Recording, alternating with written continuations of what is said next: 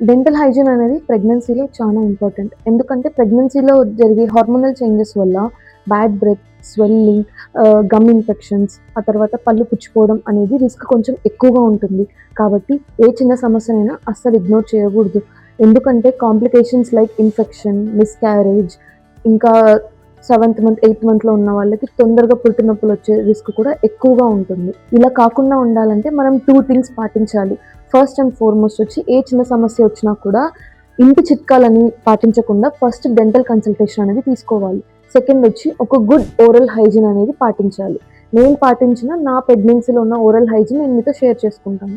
First and foremost everyday morning oil pulling అనేది చేయాలి. Coconut oil or any oil for 10 minutes చేయాలి. ఇలా చేయడం వల్ల బ్యాడ్ బ్యాక్టీరియా అనేది తగ్గి బ్రెత్ అనేది ఫ్రెష్‌గా ఉంటుంది. సెకండ్ వచ్చేసి salt water gargling. Salt water gargling చేయడం వల్ల గమ్‌లో ఒకవేళ స్వెల్లింగ్ ఉన్నా, ఏదైనా ఇన్‌ఫ్లమేషన్ ఉన్నా తగ్గుతుంది. థర్డ్ వచ్చేసి సాఫ్ట్ బ్రిస్టల్స్‌తో జెంటిల్ బ్రషింగ్ చేయాలన్నమాట. లాస్ట్ అండ్ మెయిన్ స్టెప్ వచ్చి నైట్ పడుకునేకి ముందు నాన్ ఆల్కహాలిక్ మౌత్ వాష్ అనేది యూజ్ చేయాలి.